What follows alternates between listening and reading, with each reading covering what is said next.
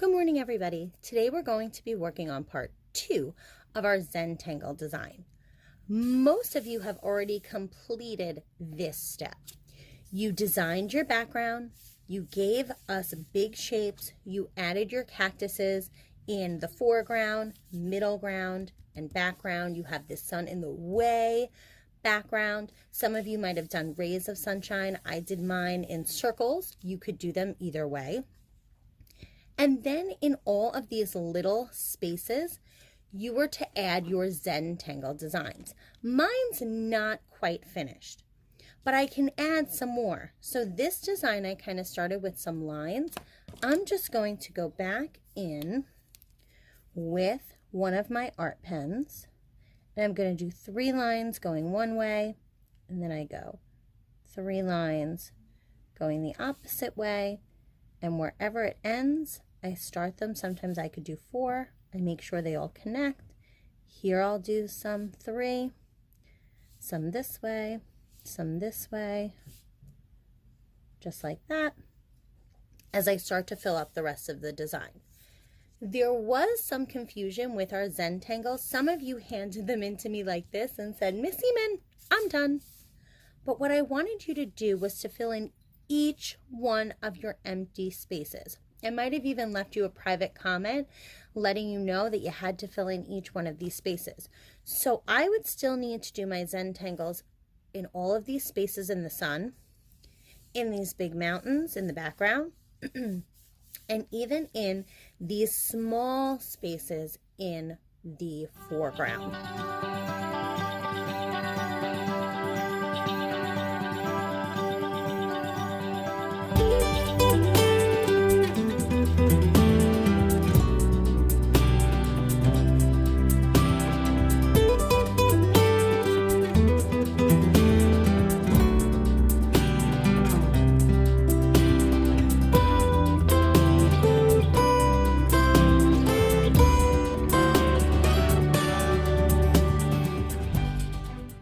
Okay, so now I just did a few more ZENTANGLEs in my design.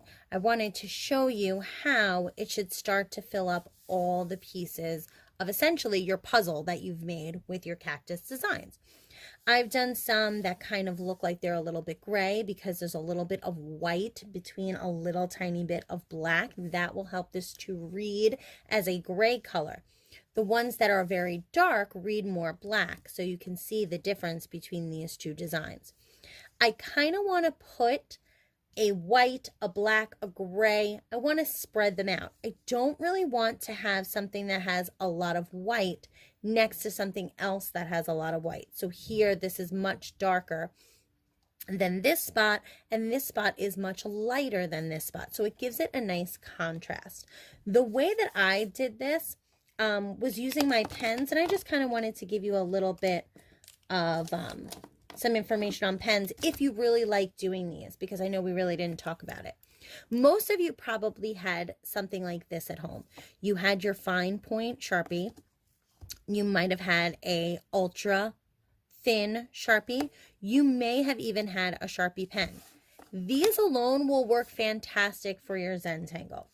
What I'm going to show you is just if you want to get these really tiny designs, you may need something that is a little bit smaller. I don't know if you can see this, a little bit smaller than the tip of a Sharpie pen, because my Sharpie pen is much smaller than my ultra fine Sharpie, and it doesn't bleed as much. That's the thing. When they bleed, they become much larger lines. I use these micron pens. You can get these on Amazon. You can also get them at Michael's. They come individually or they come as a pack. And on the top of them, you can see, these are 2 of the same, but you can see that these have some numbers. If it's a little blurry, I'm sorry, I'm going to tell you what they say. This is a number 3. This is a number 5. That's just telling you, ooh, and this one is a number 2. That's telling you the thickness of the tip of your pen. So if I show you these and I take the caps off, you can see how all of these tips are all different sizes. Some are really tiny, some are a little bit bigger. If you really love doing this, you might want to get pens like this. So I just wanted to give you guys a little heads up in case anybody was interested in that.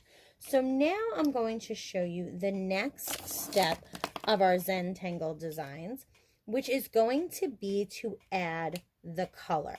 So if you have at home some watercolor markers, and I have a few right here, this is how it's going to work. You need to have watercolor markers. If you don't have these, or if you love the way this looks, black and white, I am going to make this step optional. It is up to you, but I will say they do come out really pretty, and it might just be something that you want to try, but I totally understand you did all of this work.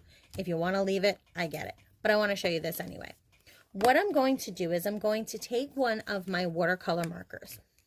I'm going to start with one of my cactuses. I'm going to start by kind of making a large line. I'm not making a thin line. I'm making it pretty thick around the edge of my cactus. Just like this. I'm going to make this entire cactus green, so I don't have to worry about changing colors for each spot.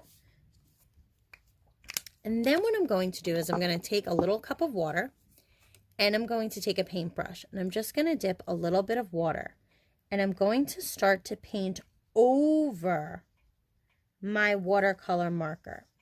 And what will start to happen is it will start to pull some of that color very lightly into the rest of your design. If it's not working and you need to add a little bit more color, you can do that. You can do one section at a time so it doesn't let your marker kind of dry up. And you're just going to add some water back and forth.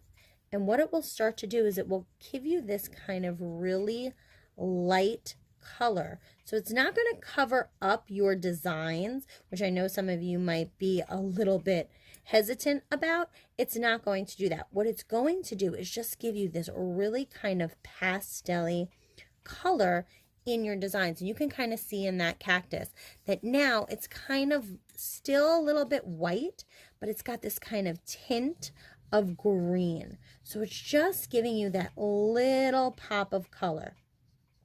And it kind of looks like we painted it with watercolors, but a very light watercolor. And it just gives it a little bit of dimension.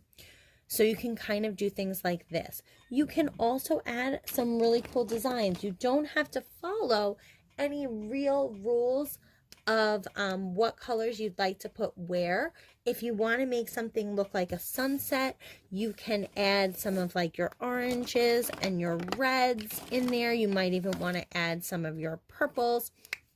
So if I was going to do this sun up here, let me give it some yellow all around the center here. And I'm being pretty generous with my colors because I want my water to be able to pick it up. Now, you might find that some of your marker colors work way better than some of your other colors. That's just the way that the ink is in the marker. So this yellow, I can tell already, works way better than my green. So I might want to use more of the colors that work really well. Just like that. I'm going to put some orange around this one. And I don't have to be super neat.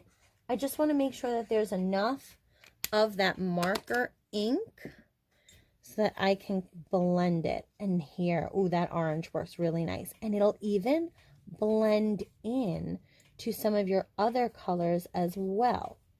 So now I have this really pretty kind of ombre effect that's happening in my designs. So then you would finish painting your entire landscape. And that is the end of this project, guys.